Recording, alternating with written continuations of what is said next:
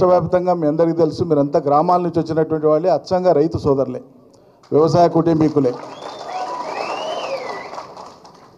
కొనుగోళ్ళు వానాకాలం సీజన్ రోహిన్ కార్డుతో వచ్చింది, మళ్ళీ తుకాలు పోస్తారు. వానాకాలం సీజన్ స్టార్ట్ అవుతుంటే యాసంగికి సంబంధించినటువంటి వడ్లను కొనడానికి కూడా చేతగానటువంటి దద్దమ్మ సర్కార్ రాష్ట్రంలో ఉండేటువంటి. ఎందుకు కొంటలేరు అని చెప్పి మనం అడిగితే, రైతులు ఆందోళన చేస్తే, మీడియా వాళ్ళు అడిగితే మేము ఇన్ని లక్షల మెట్రిక్ టన్నులు కొన్నాం కదా అని లెక్క చెప్తున్నారు. అది కొనాల్సింది ఎన్ని రోజులలో కొనాలి?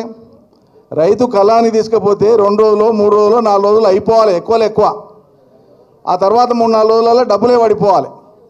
కేసీఆర్ కాలంలో మనం ధాన్యం కొన్నామంటే కాంట అయిపోయిందంటే 3 రోజులు 4 రోజులు 5 రోజుల లోపల ఖాతాలో డబ్బులే పడిపోయేది. చెల్ల దులుపుకుంటా మంచిగా ఇంటికి పోయేది రైతులు. ఇలా కళ్ళాల కాడ కాంగ్రెస్ వాళ్ళ కాటికాడ కాపలా ఉన్నట్లు ఉండాల్సి వస్తుంది రైతాంగానికి. ఏం కర్మ ఇది? అకాల వర్షాలు ఒక దిక్కైతే మళ్ళీ ఈసారి ముందస్తుగా వానలు స్టార్ట్ అయిపోయినాయి. వానలు రావడం సంతోషమే వ్యవసాయానికి. కానీ వీళ్ళు కొనని కారణంగా, ఆలస్యమైన కారణంగా ఏమవుతుంది? తడిసిపోయి మొలకలు వస్తున్నాయి. కొన్ని చోట్ల మొలకలు వచ్చినటువంటి పశువులు తింటున్నాయి. రైతులు ఆందోళన చేస్తుంటే మా ధాన్యం కొనండి ఎత్తండి కొనండి అని ఆందోళన చేస్తున్నారు. ఆందోళన చేసేటువంటి రైతులను ఈడ్చిపడేస్తున్నారు పోలీసు వాళ్ళు. ఈరోజు మధ్యాహ్నం ఆమన్గల్లో, రంగారెడ్డి జిల్లా ఆమన్గల్లో రైతుల్ని ఈడ్చిపడేసినారు. అట్లా ప్రతిరోజు రాష్ట్రంలో ప్రతి నియోజకవర్గంలో ఈ కొనుగోళ్లకు సంబంధించినటువంటి పెద్ద ఎత్తున రాష్ట్ర ప్రభుత్వం యొక్క వైఫల్యం కళ్ళగట్టినట్లు కనిపిస్తూ ఉంది. రైతుల కడగళ్ళు మనం చూస్తూ ఉన్నాం. అంటేనంటే ఇంతగో ఇది చేస్తున్నాం అది చేస్తున్నా గొప్ప మాట్లాడుతున్నారు. నేను సిపిఐ నారాయణ గారు మాట్లాడినట్లున్నారు, ఎక్కడో పత్రికల్లో చూసిన. రైతులు రాష్ట్ర ప్రజానీకం కష్టాల పాలవుతుంటే వాళ్ళ దిక్కు చూడకుండా ఆయన అన్నమాట నేను ఉటంకిస్తున్నా. ఇది నా మాట కాదు, మీడియా మిత్రులకు చెప్తున్నా. అందాల పోటీలు పెట్టి అందాల భామల వయ్యారాల కోసం సొల్లుగారుస్తున్నారు వీళ్ళు. సొల్లుగారుస్తున్నారు, అందాల భామల వయ్యారాలు చూసి సొల్లుగారుస్తున్నారని నారాయణ గారు అన్నారు. ఆయన మాటలు ఒకడు కూడా ఖండించలేదు దీన్ని. మేము సొల్లుగారుస్తలేమే, పనిచేస్తున్నాం ప్రజలకని ఒకడు కూడా ప్రెస్ మీట్ పెట్టి కూడా చెప్పలేదు. అది వాళ్ళ దుస్థితి. ఆ మధ్యలో నీళ్ళు అందుతలేవు, పొట్టల మీద ఉన్నాయి కొన్ని అప్పుడే ఈనాయి, కొన్ని ఈని ఎన్నొంచుతున్నాయి. నెట్టపాటు నీళ్ళు అందుతలేవు అని చెప్పి కేటీతోటి మండలానికి సంబంధించిన నాయకులు పిలుస్తున్నారంటే హనుమంతు చెప్తానంటే నేను పోయినా, 2-3 సార్లు పోయి పర్యటనకు పోతేనంటే మొత్తం వరిసేలు అన్నీ ఎండిపోయినాయి. ఏమైందా అంటే, ఏమో సార్ అంతకుముందు ఎమ్మెల్యే చెప్పిండు, మీకు ఎందుకు, మీరు వేసుకోండి యాసంగి, ఎకరా ఎండిపోకుండా చూసే బాధ్యత నాదన్నాడు. ఇలా పోతే నేనే చేతు, నీళ్లు లేని నేనేం చేస్తాను, చేతులు ఎత్తేస్తున్నాడు సార్ అని చేతగాని మాటలు మాట్లాడుతున్నాడు సార్ అని రైతులు దుఃఖంతో చెప్పినారు. అధికారులతో మాట్లాడినాం. పైకి ఇన్నెంటి పెట్టినామన్నారు. 5 టీఎంసీల నీళ్ళను వదలనికే పెట్టినాం, పైనుంచి వస్తాయని చెప్పినారు. 5 టీఎంసీలు కాదు, 1.5 టీఎంసీకి వాళ్ళు అంగీకరించి వదిలిపెడితే కిందికి వచ్చే వరకు ఎండాకాలంలో 1 టీఎంసీ ఆవిరైపోయింది, 1/2 టీఎంసీ వచ్చింది. అందకుండా 1000 ఎకరాలలో పంటలు ఎండిపోయినాయి. అవన్నీ మనం చూసినాం.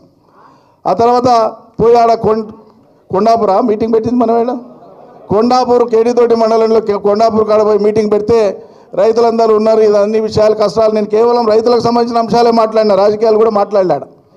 మధ్యలో అడిగినా ఒట్టిగా, కాదా మళ్ళీ ఎమ్మెల్యే మాట ఇచ్చిండు అంటుండ్రు కదా, మరి ఇట్లా అంటే ఇట్లా అయింది సార్ అని వాళ్ళు మాట్లాడుకుంటూ, మరి ఏమైంది ఎమ్మెల్యే ఎక్కడున్నాడంటే, ఏమైంది సార్ వాళ్ళు రైతు చెప్పిన మాట నేను చెప్తున్నా, నా మాట కాదు, మళ్ళీ ఇంకోసారి చెప్తున్నా. ఎక్కడున్నాడు ఆయన, ఏం చేస్తాడు, ఎక్కడాడు ఉంటాడు సార్, పెళ్ళి నీతోనైందంటాడు, కాపురం ఇంకొకరితోనవుతుంది అంటున్నాడు, రండగాడు అన్నాడు. ఇందాక సోదరి శ్యామల చెప్పింది, అందరు లోకమంతా చూసిండ్రు, కాంగ్రెస్ కండువా వేసుకున్నాడు, ముఖ్యమంత్రితో పోయిండు, అది అందరూ చూసిండ్రు. ధైర్యం ఉన్నోడైతే అవును నేను చేరినా అని చెప్పాలి. నిజాయితీ ఉన్నోడు, ధైర్యం ఉన్నోడు ఎవడైనా సరే నేను చేరినా అని చెప్పాలి. లేదంటే నోరు మూసుకొని పడి ఉండాలి. మళ్ళీ ఏం చేసిండు, మొన్న మధ్యలో పోలీస్ స్టేషన్ పోయి కంప్లైంట్ ఇచ్చిండు, నాకు తెలియకుండా నా ఫోటో కాంగ్రెస్ వాళ్ళు పెట్టుకున్నారు అని చెప్పి ఆ ఫోటోని ఇచ్చి సుప్రీంకోర్టులో అఫిడవిట్లో పెట్టుకున్నాడు. ఇంత చాతగాని రండాలు ఉంటారు ఎవడన్నా. ధైర్యం ఉంటే చెప్పాలి, నాకు నచ్చలేదా నేను పోతున్నా అని చెప్పాలి. ఊళ్ళల్లో పేద సాధలు ఎవరైనా సరే మనం చూస్తుంటాం, నచ్చకపోతే ఏ పో నువ్వు లేకపోతే నేను తల్లిగారింటికి పోతే నేను ఇంకోటి చేసుకుంటా బాగుంటుంది, ఆమె ధైర్యం ఉండవుతారా, నీవు ఉండు నేను ఇంకోతో ఉంటా అంటారా ఎవరైనా? అంత అనైతికంగా ఎవరైనా ఉంటారా? అంత అధర్మంగా ఎవరైనా ఉంటారా? పద్ధతి కాదు కదా. అధ్యక్షుల వారికి నా మనవి, ఆ ప్రాంతంలో మళ్ళా వీడేమైనా పోయింట్లోకి వెళ్ళి ఏమైనా వస్తాడేమో అనేటువంటి ఒక అనుమానం ఉంది. అది మీ మాటల్లోనే వారికి ధైర్యం ఇవ్వవలసిందిగా నేను కోరుతా ఉన్నా.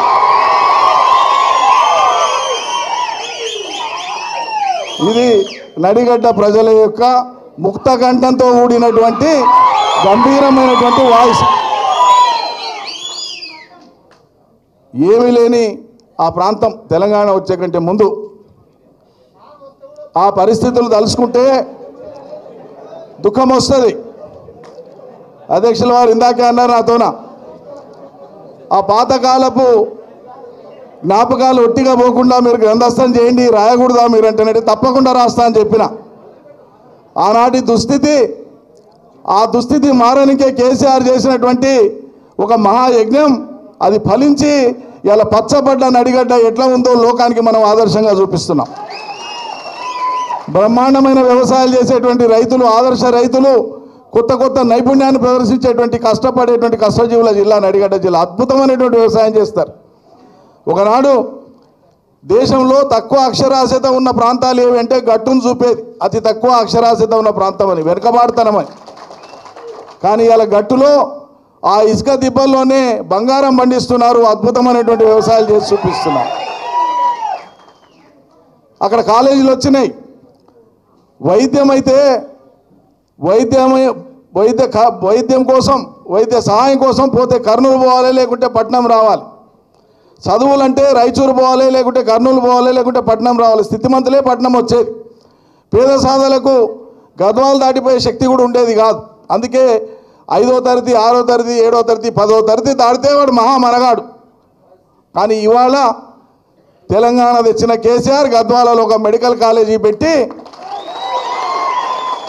ఒక 600 పడకల ఆసుపత్రిని పెట్టి, ఈరోజు అద్భుతమైనటువంటి రీతిలో జిల్లా కలెక్టరేట్ని పెట్టి, ఎస్పీ కార్యాలయాన్ని పెట్టి 55 జిల్లా స్థాయి కార్యాలయాలను ఏర్పాటు చేసి ఇలా పాలనను ప్రజల చెంతలోకి తీసుకొని వచ్చినాడు. వాళ్ళు 40-50 ఏళ్ళు వెళ్ళినటువంటి వాళ్ళు ఏం చేసిండ్రు? పాలనను వాళ్ళ బంగ్లాలలో బంధించినారు. పాలన అంటే వాళ్ళ వాకిట్లో పాలేగాలలాగా ప్రజలను చూస్తున్నారు తప్ప ప్రజలకు నిజమైనటువంటి విముక్తి వచ్చింది తెలంగాణలో. ఖచ్చితంగా కేసీఆర్ సర్కార్ వచ్చినాకనే, తెలంగాణ రాష్ట్రం సిద్ధించినాకనే. ఇది ఎవడు కాదని లేని సత్యం. ఇలా పొడు మాటలు మాట్లాడేటోళ్ళు చాలామంది ఉన్నారు, కానీ మన కళ్ళ ముందు ఉంది ఇది యథార్థం. అందుకే ఉమ్మడి పాలమూరు జిల్లాలో మిగతా చోట్ల ప్రజలు కొంత కాంగ్రెస్ మాటను నమ్మి ఇంకో రకమైన తీర్పు ఇచ్చినా కూడా నడిగడ్డలో మీరు మాత్రం నియత్ తప్పలే. నియత్ తప్పినోని నియత్ను బయట పెట్టడానికి వచ్చింది ఇవాళ మీరు. కాబట్టి నడిగడ్డ జెండా నిలబెట్టింది.